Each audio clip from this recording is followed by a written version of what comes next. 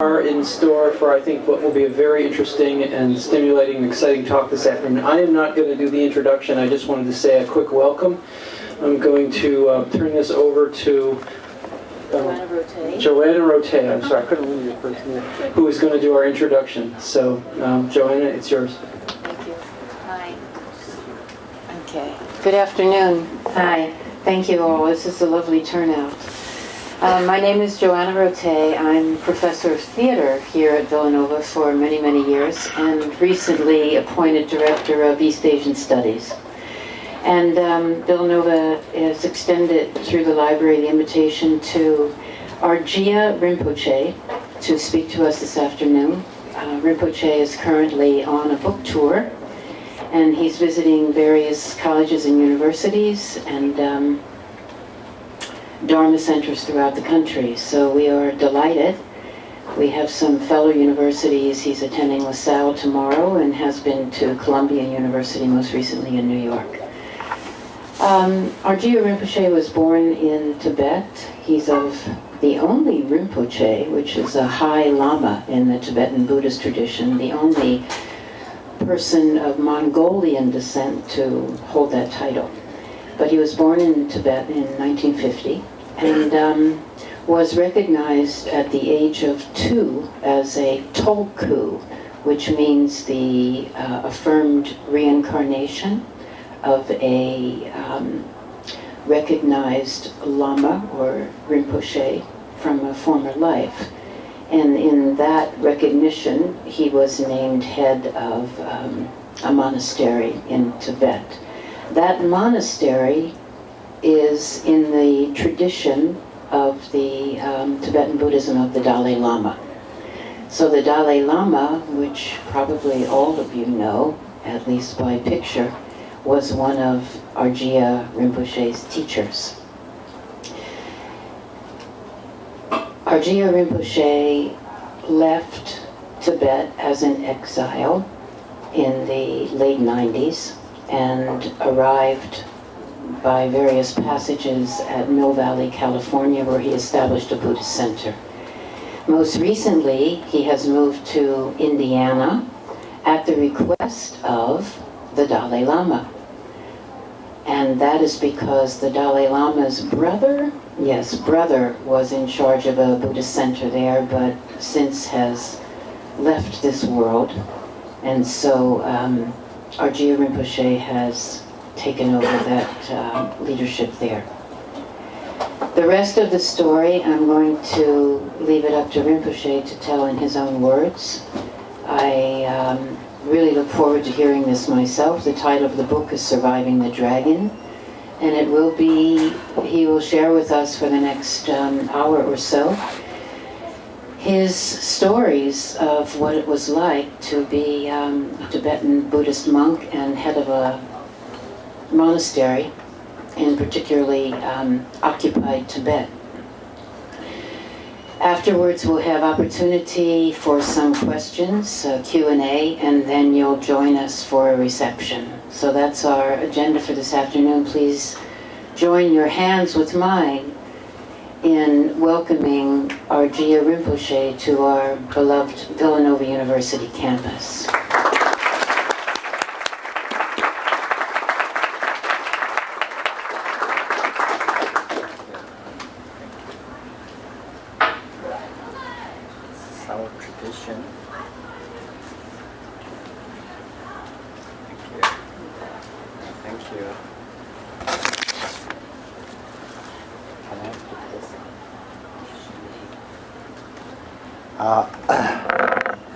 Good afternoon, everybody.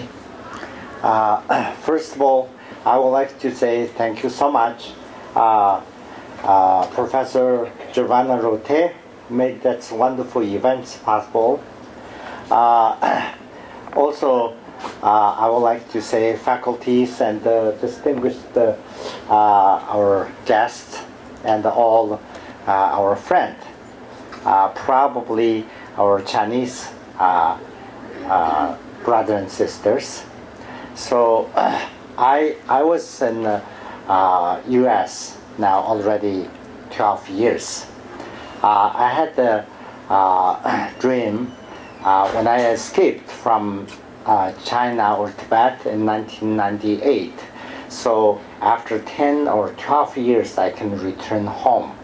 So anyway, that's a little bit, not fulfilled yet, the dream. However, fortunately, I would like to share you. Yesterday in New York, we had a very wonderful conference called Bridge Conference, which is Chinese students and the Tibetan students sit together and talk, which is not, just a protest or against each other or, arguing each other. So sit down and calm and share our experience. What is our differentiation? What is our similarity? What kind of goal we're searching for? So that was a wonderful conference yesterday. The organizer invited me as one of the speakers. Then I said, a little bit my opinion and my book also a little bit there. So particularly today, I would like to discuss my book a little bit. Here, when I escaped in the U.S. in 1998, soon after I find a place, very difficult to find a place. Then I find a place in California, Mill Valley, California. Then I started my book. That book, the story or my memoir, I would like to publish it. That is very important to me. Why? Because I think that's 50 years history, not only my history. It is Tibetan history. It's a Chinese history. It is, our monk and the monastery and the religious people's history. So that's why everybody should remember that. That's the reason I complete that memoir. Now I would like to share some story from my memoir.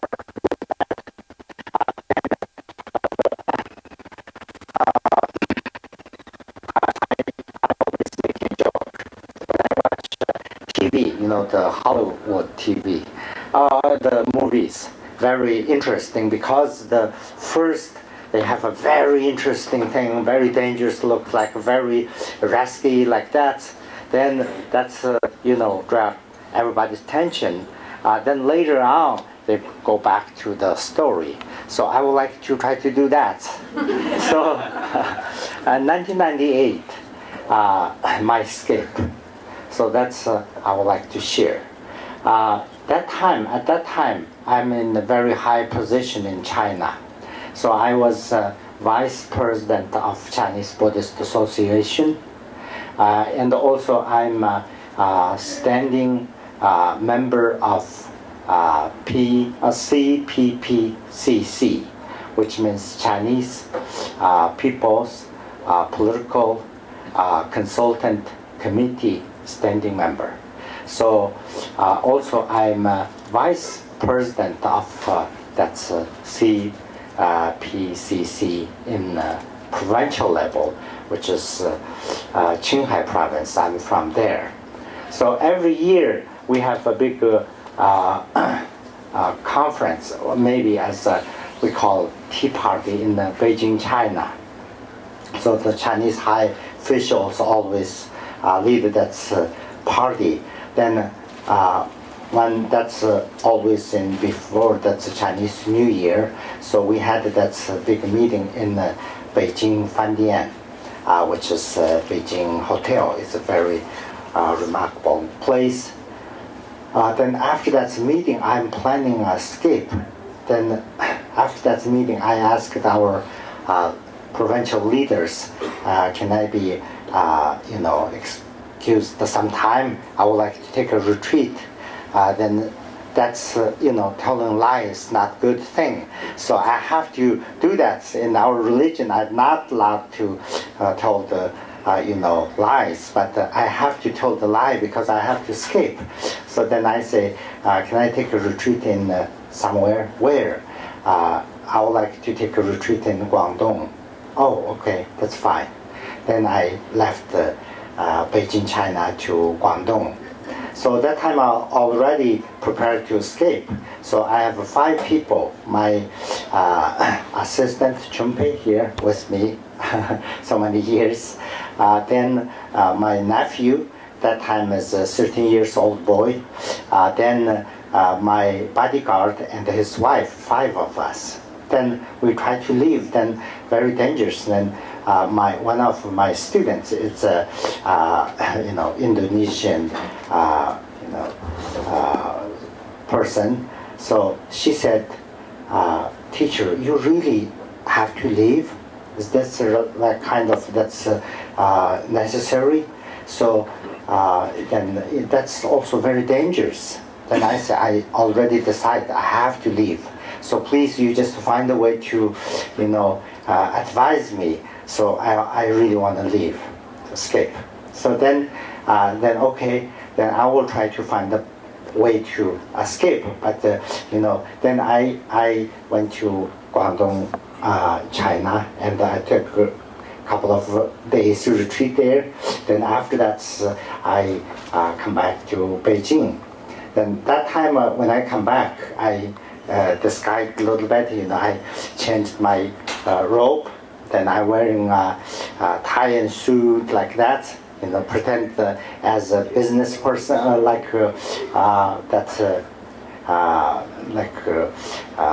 visitors, like what you call like tourist. Then wearing dark glasses like that. I left a mustache like that. Then when I returned to Beijing, so we stayed in a small hotel. Usually we have a big conference and something. We always stay in a big, new 5-star hotels. That time I choose a little hotel nearby the airport. Then we stayed there. So then my friend told me, oh, if you really decide to leave, there's a way you can leave. You can escape to Guatemala. Then I said, why Guatemala? Because Guatemala and China doesn't have this foreign relationship yet. So when people go there, especially the Guangdongese go there to work or visit their friend, they just get the tickets, then they can go. You can do the same thing. Oh, that's a great idea, I can do that. Then fortunately we all have a passport. Apply a passport in China is a big deal. So I'm a kind of high spiritual leader and political leader, so that's why the Chinese government gave me already provide me a passport, even that's a diplomatic passport. So, but I never visited the places by my own, always with the Chinese delegation. So then with them visit, so somebody is controlling your passport and everything, so you can't go separate. That's just a rule. So that time I have this passport, but I don't know how to get the visa. So my friend of mine told me, you should go to Guatemala. Then we called that officer there, and I have a friend in Guatemala. I told him, I want to visit you. Then he said, fine, I would like to invite you. Then he sent that invitation letter, and we booked the tickets. But that's a standby. I don't have that ticket yet. So that morning we decided to leave. So in the morning there's a big snow, like springtime. So the big traffic, all cars are stuck in that traffic. Then 2 of us went to that office to buy the tickets. 3 of us, of course, I said that I prepared. I pretend like a tourist or business person. Then went to the airport. Soon after I get this airport, and then in the airport, lots of people there. Then even somebody I can recognize, I know them. So they're from the United France, so which is the office, head of ours. So they didn't pay attention to me because I always wearing robe. So that day I, changed my clothes. So that's why they didn't recognize, unfortunately. So then I'm just hiding myself a little bit like that. And then then later on, I'm calling our friend. Do you get the tickets yet? So they said, no, we're stuck in that traffic. And I'm so worried. So this morning the plane is leaving, so we don't have the tickets yet. So then we keep calling and calling. After 1 hour or something, then said, oh, finally we get these tickets. So then, okay, come back. Then they're stuck in this traffic, and then we're just waiting, and so worried. So at that time, on that loudspeaker already start, making an announcement, said people going to Guatemala already on the board. So then we have to prepare, but we don't have the tickets yet. Then finally they come in, so there was tickets. Oh, then we're so happy. Then we try to get there, but everybody are lined up. Then already we're almost a little bit late. Then when we walk, then my passport is a diplomatic passport that is in different color. So I'm a little bit worried because if this cover that one, then there's a big trouble. So then when we walk, then I put my passport in between their passports, 5 passports together like that. So the checkpoint there, they didn't pay attention because then such a hurry, big snow and lots of people stuck in that airport, they said, come, just they stand like that. Then we're kind of, finally we get through that checkpoint. When we get on airplane, the airplane, some reason they didn't close the door. They're just waiting for somebody. So then we're so worried. And then I heard that somebody told me, if the police find out somebody is escaping, they just keep quiet and calm and until get all of your group, then they will come and arrest you. So then I thought, oh, now I'm soup in the soup, So they already discovered or something. So then wait. Then after 40 minutes or something, then some people came. When they come, the doors closed, the airplane take off. Because the reason some passengers stuck in this traffic, so that they didn't get in. Finally, then we're big kind of, refuse. So then we're left. When we leave, the airplane take off, then we're kind of happy, but the other hand, very sad. Then a friend of ours already, tears down. Because we don't know what time we can return our home. So then we thought anyway, so this is our final decision, we start to leave, I left, So when we get in Guatemala after 2 days, then we thought that everything's fine. Unfortunately, we get there, then there's 2 checkpoints. The first checkpoint is the immigration checkpoint. There, we met a friend who is Cantonese. He speaks, Chinese. So we speak Chinese. So we can't speak English. We can't speak any Spanish. So we ask them, on the airplane, always, help. So then on this checkpoint, also through his help, we get this visa and everything. So then we thought everything's fine. Then they said almost like bye-bye, like that. Then the second point is the military point. So the Guatemala controlled by the military. So the soldiers there, one guy came and he looks like a little cabinet or something, looks like a little leader. So he came and said, give your passport. Then we have to show. Then he took them away. So instead, he sent some soldiers and some dogs, big dogs, with us. Then we can't move. Then the guy there, then we asked, what did he say? He said, oh, unfortunately, they said you might send back to China. So no, then we're so worried. Then we just accept to say prayers, nothing to do.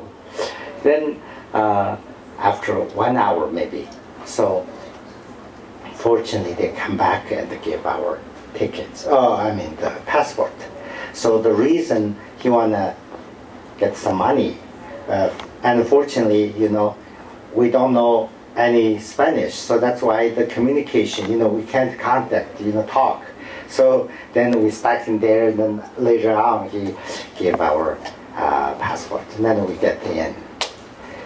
So that's a kind of my little story. So when I get in there, so we try to contact His Holiness Dalai Lama and the International Campaign for Tibet in Washington, D.C.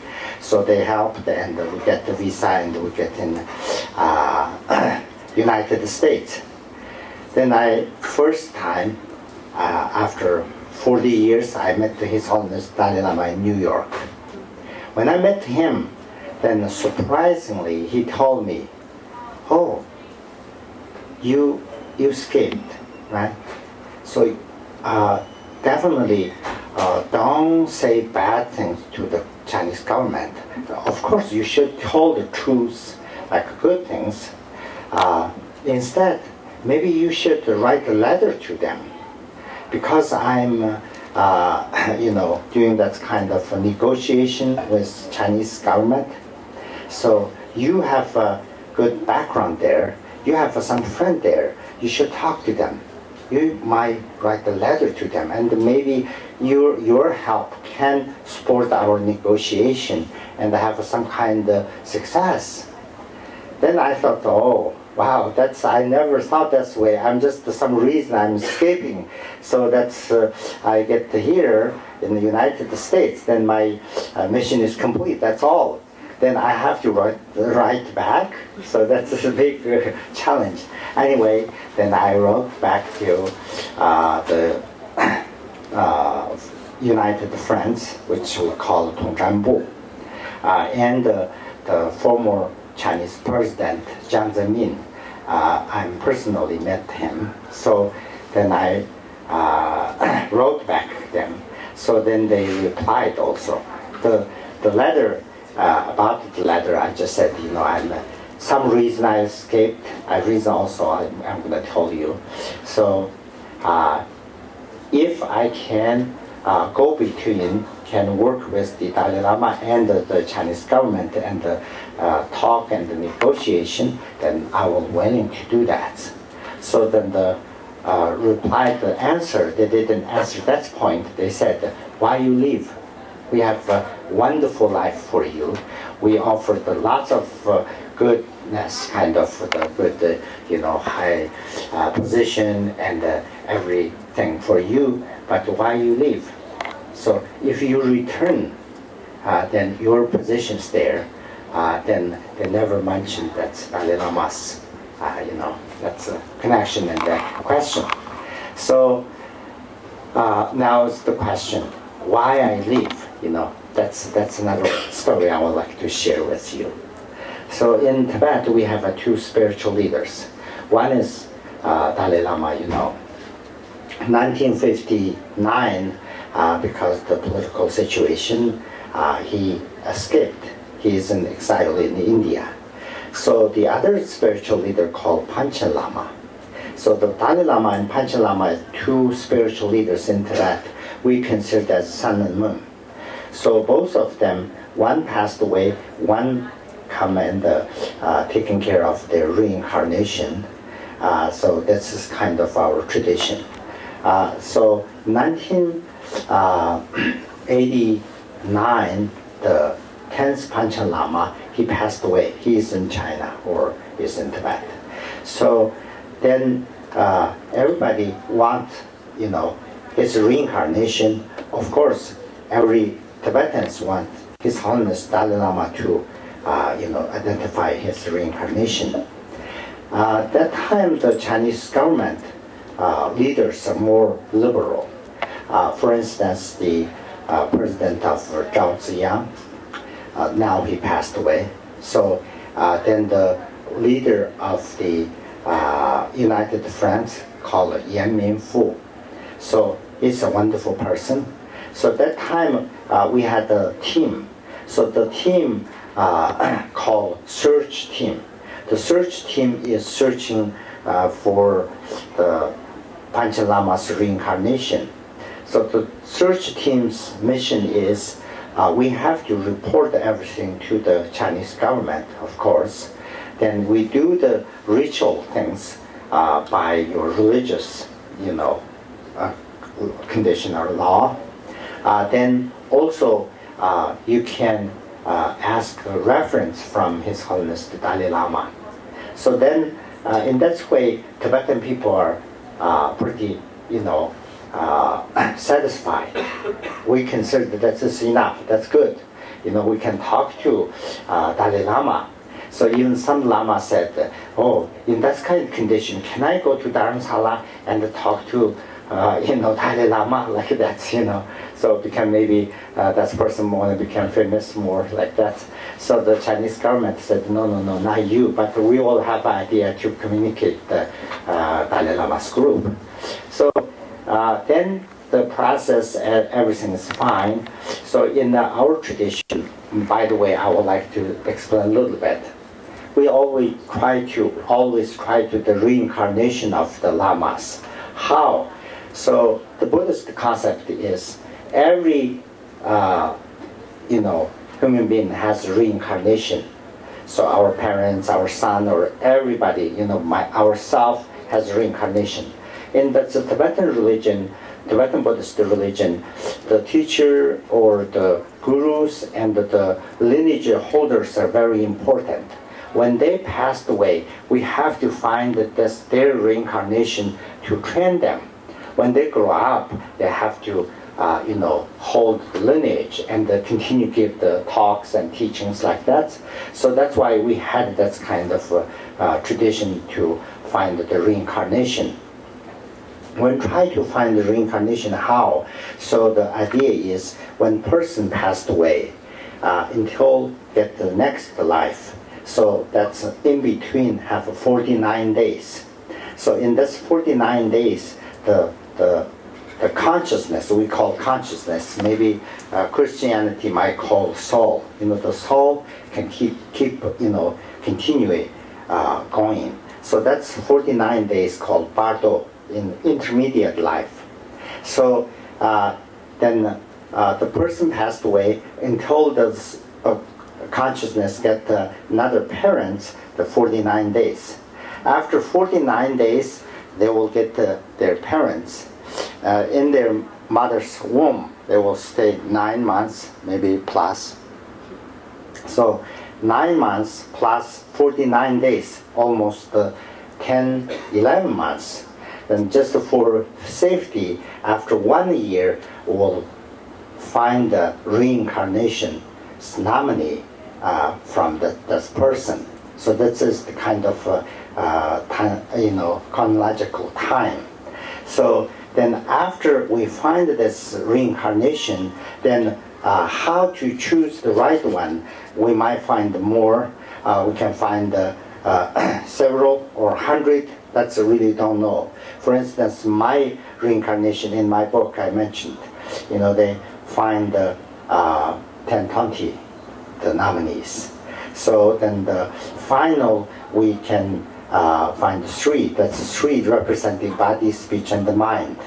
So then do what? We do a special ceremony. For instance, we make a zamba ball.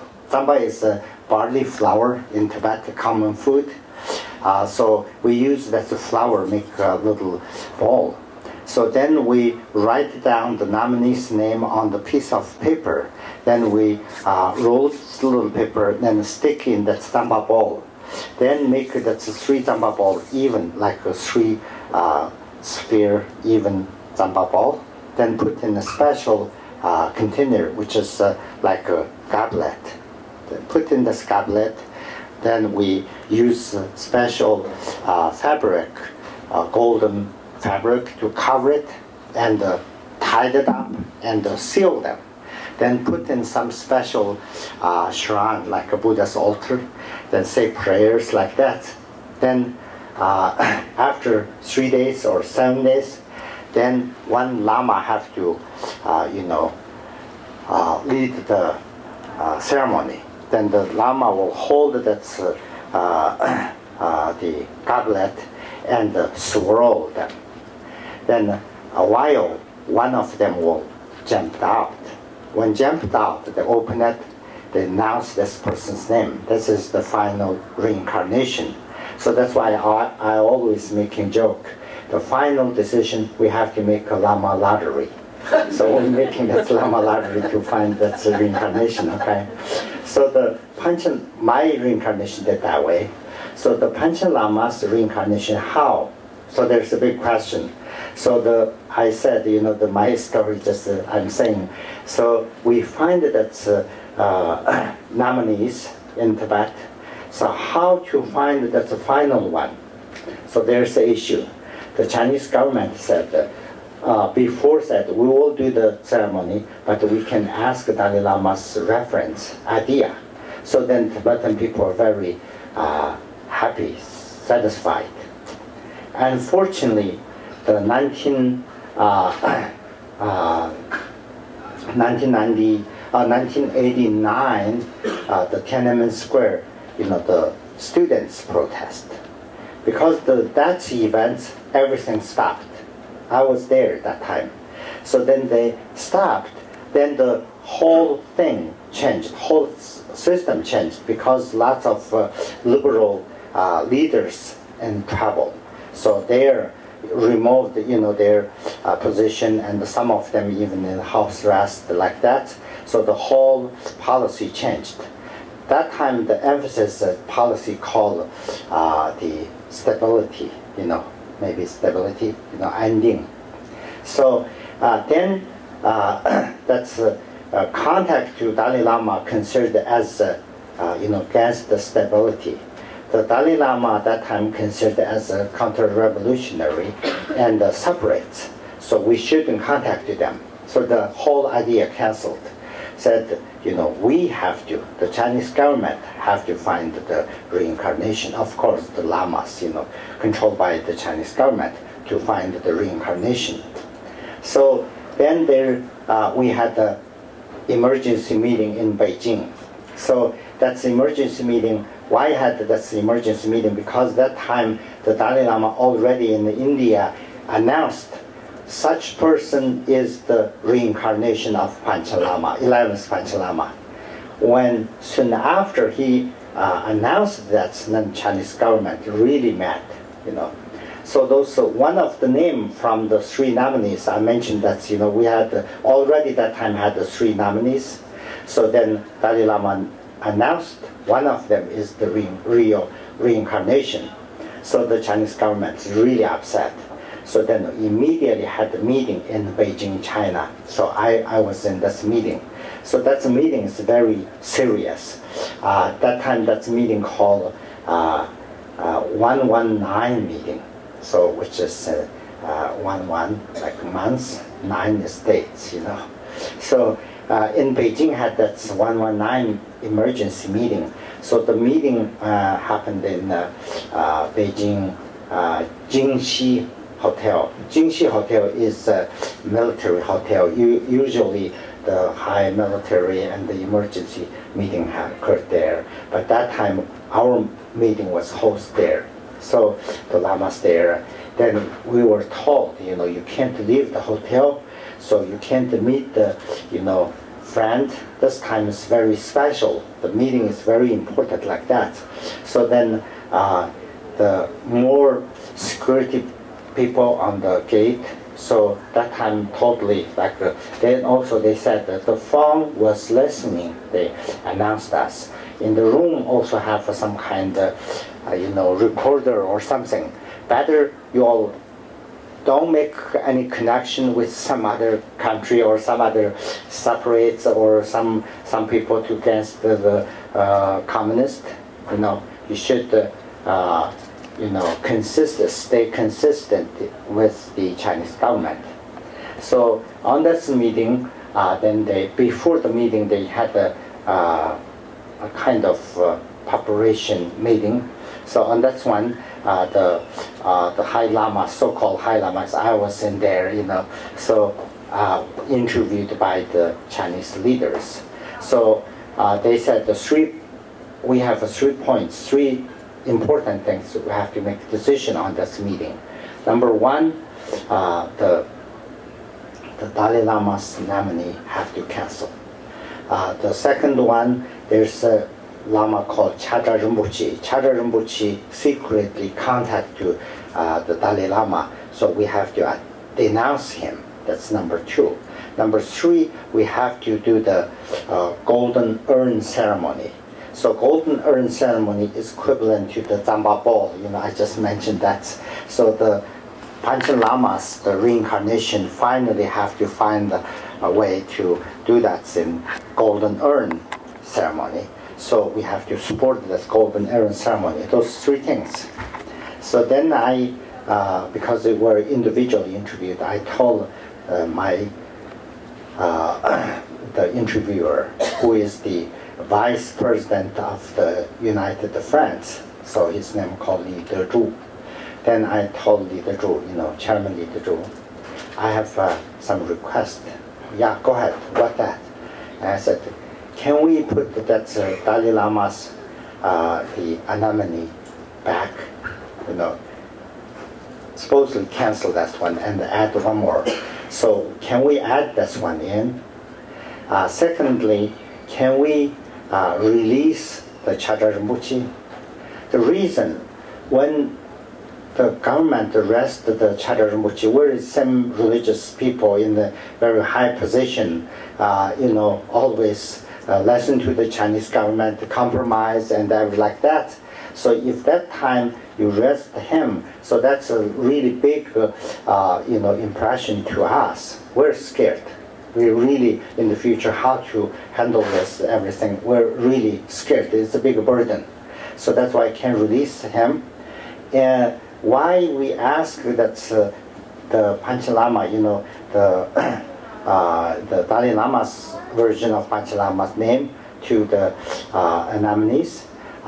If that person is false or something not true, then we have to do the final golden urn ceremony. So golden urn ceremony will support. So in that time, that's automatically will, come out. That's his religious belief, right?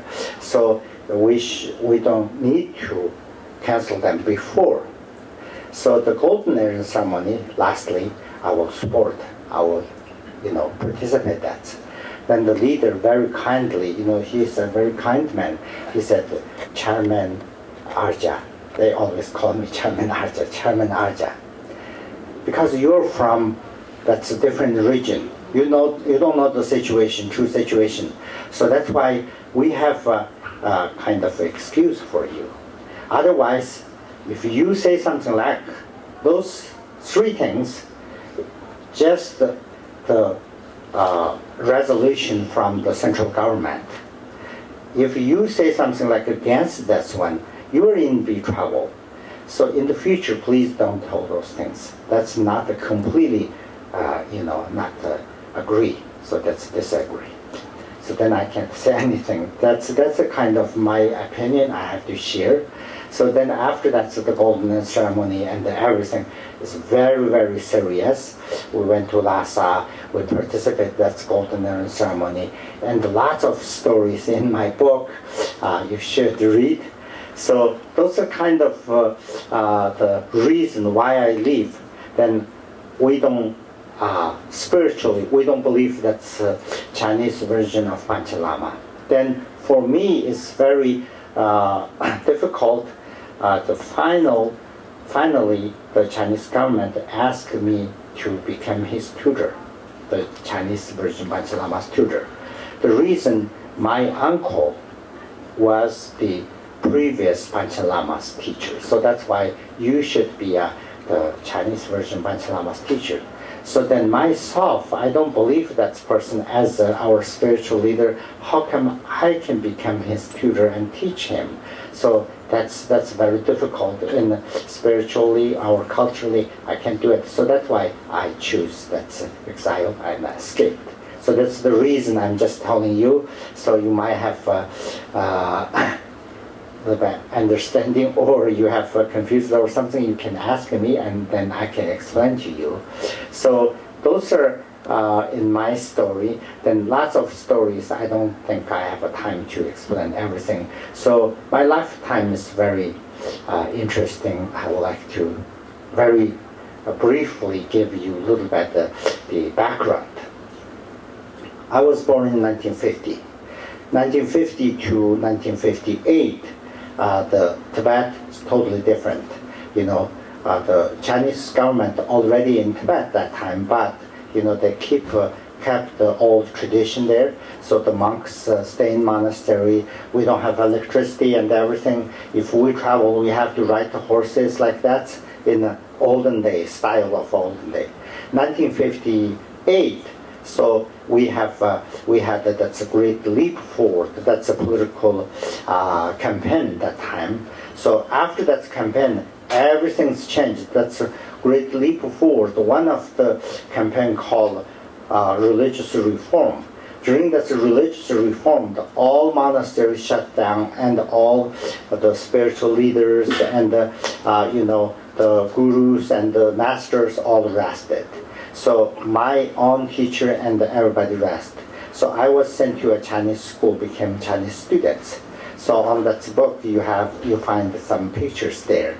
So then right after that, 1960, early 60s and the late 50s, had a big famine in China.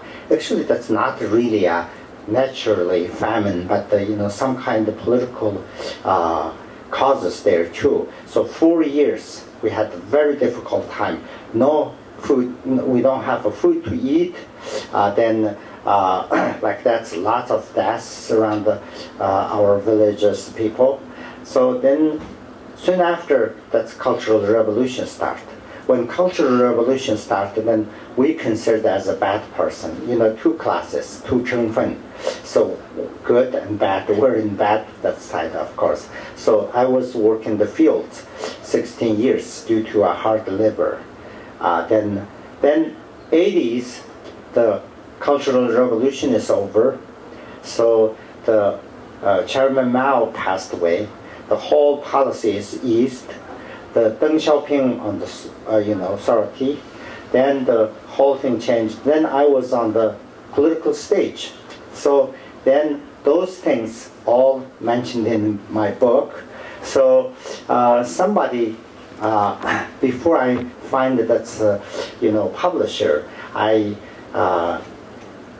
talked to some of our friends, and they said, oh, there's some Dharma publisher, really maybe Buddhist publisher need your that's material. Then I tried to talk to them. They said, oh, do you what kind of teaching you have?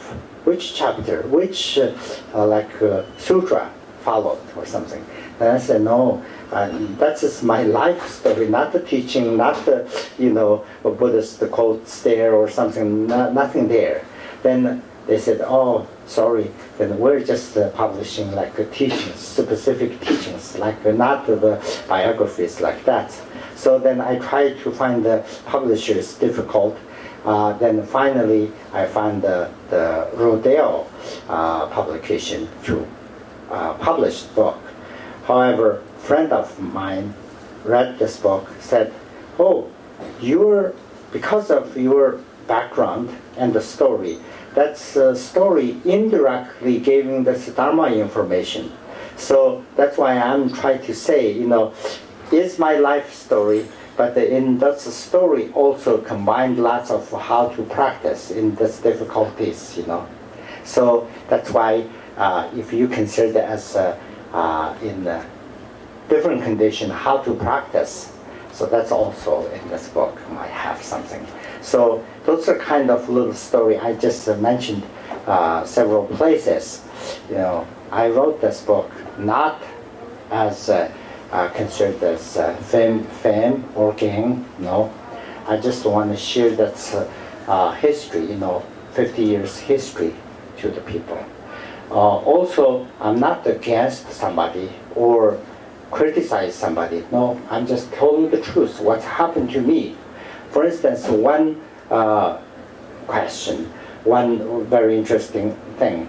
I said to one of my students back in Tibet, I said, oh, 60s, you should save food and you should respect the food. I told him. Why? I said, 60s and the early 60s and the 50s, we had big difficulties. We don't have food to eat. We have to eat the green grass. Then this guy says, why? You're crazy. Why are you eating green grasses? You should eat food. Like that. So that's the reason I'm saying, the history, my own students even don't know what's happened to us. So that's why I'm saying, the history is very, very important. No matter we have a same concept or different concept, you should learn this history and should learn somebody's view from different angle. So that's just kind of my little story. So if so you have a question, I would like to answer. Thank you.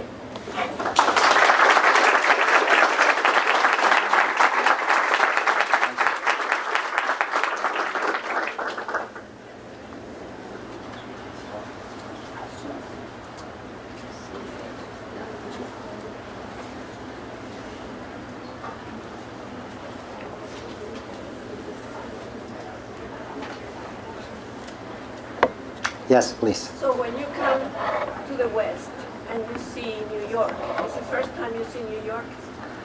How we live here? Yes. What's your impression coming from Tibet? Actually, this is a very interesting question. When actually New York now, this time is not the first time. I have been here 12 years. I visited New York many times. However, I had this chance since I was in China, considered as a high spiritual leader. So that's why I had the chance to visit some other country. I never visited the U.S., but I visited South America or Canada and some different places. But the New York, in my mind, is some place I really want to visit.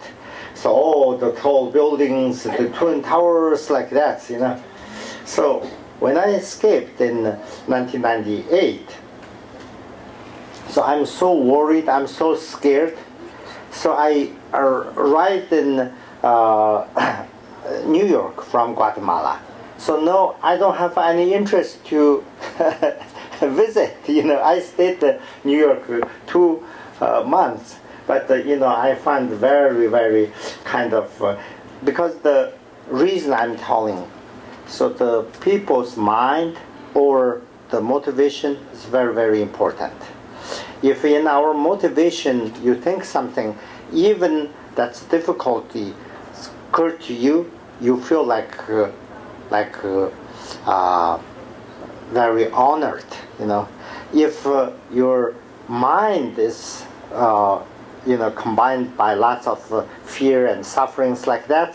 So even surround you, it's like a wonderful thing, but you will never how to enjoy that, so you don't know. So that's why the New York, first time in my mind, is wonderful. I'm admiring this place. But when I arrived, almost looks like no interest. So today, for me, it's normal, become normal. Oh, great big city. I visited the Twin Towers several times before the, thing happened. So then New York is New York. So in China also big cities, different places. So I find out the very interesting thing is the Western and the Eastern culture, similarities there, differentiations there. So that's part for me is very, very interesting. But during those 12 years, I learned lots of things from a Western friend. I also shared my Eastern culture and culture and religion and experience to you, then we had a wonderful time. We had a little center in California. Now we have a center in Bloomington, Indiana. We have a Dharma discussion every Sunday and some other interfaith prayers together, and we get to learn lots. Thank you.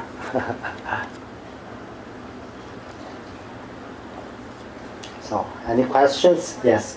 What was it like to be recognized as the reincarnation of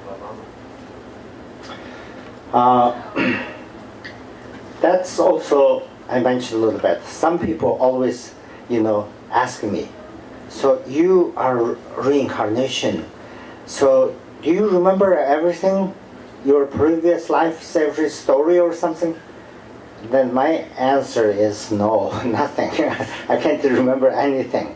So one thing a little bit interesting, my previous, that's Rimpoche, is a Tibetan. I'm a Mongolian. We're different ethnics. However, that person is very knowledgeable person. He died and passed away in his 40s something, very young. So he doesn't like art. He don't know how to write. He doesn't know everything. So he's a scholar, just kind of a nerd, like that, like study and work like that. That's the people say that.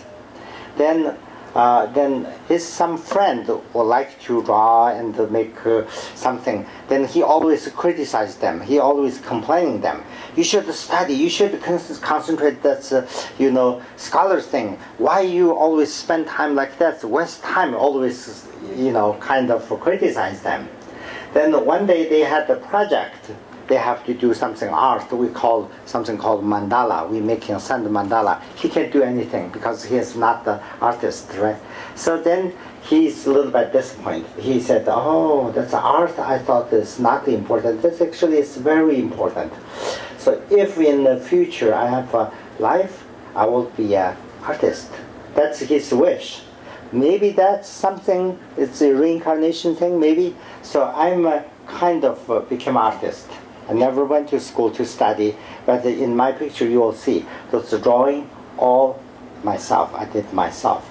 That's just automatically I can, I'm happy with that and I can learn. I can how to do it like that.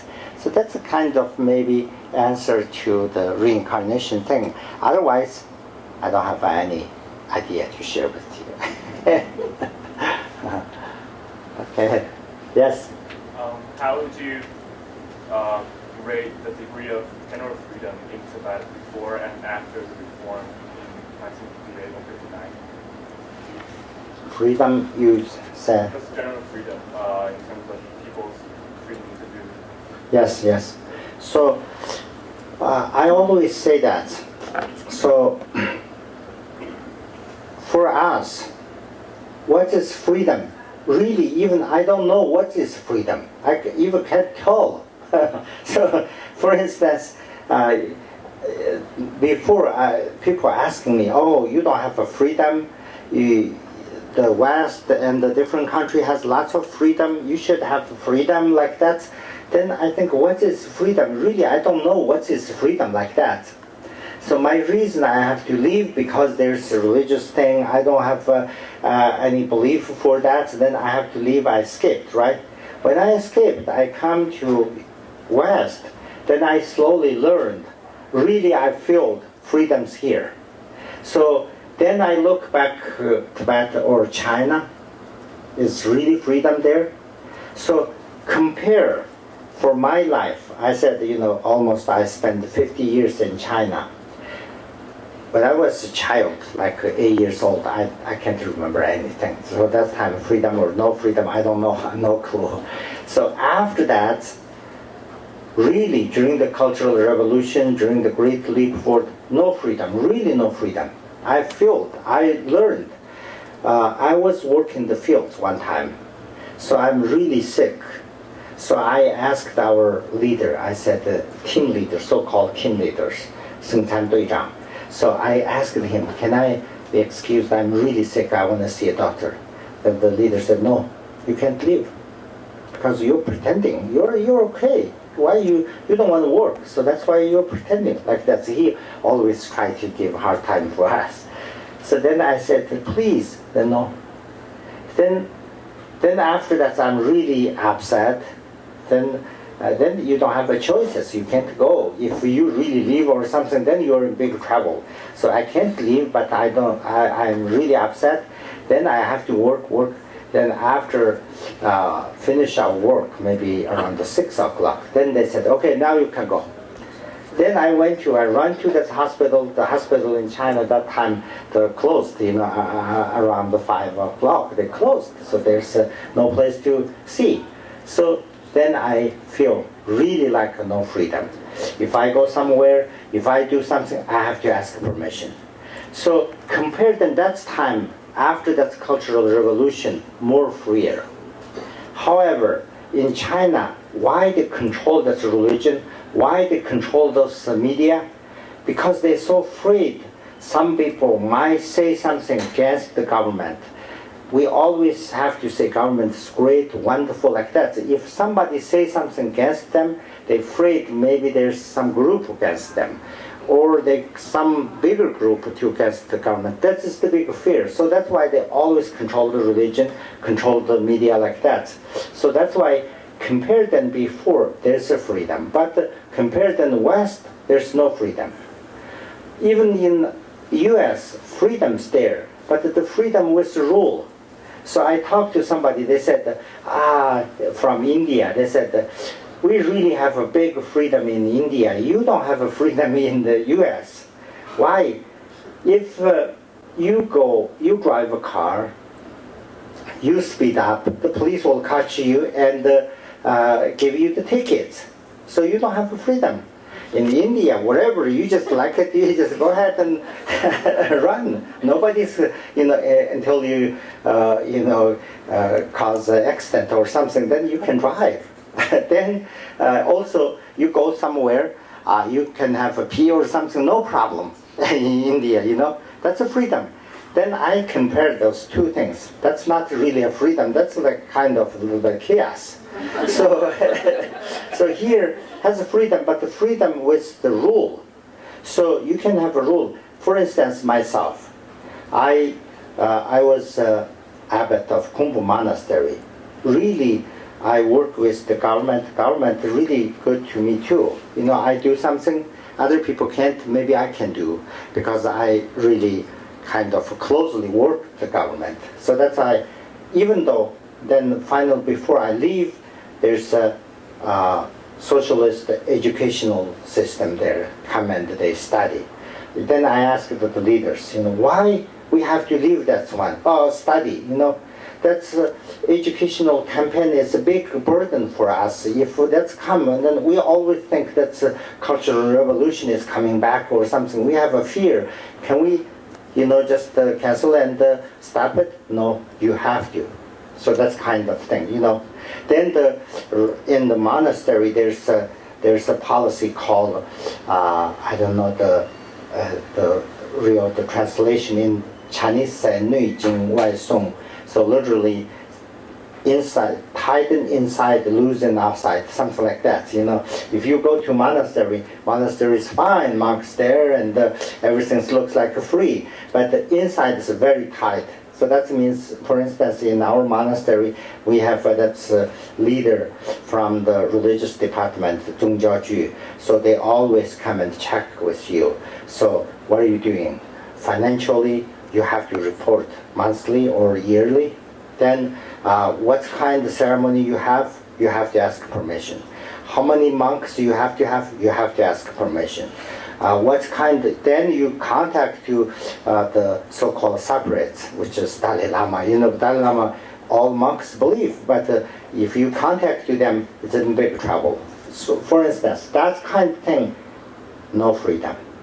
So that's why the freedom, I don't know, that's that's a friend asking me, but I don't know I didn't really understand his question, but the freedom, I'm just feel like that. Okay.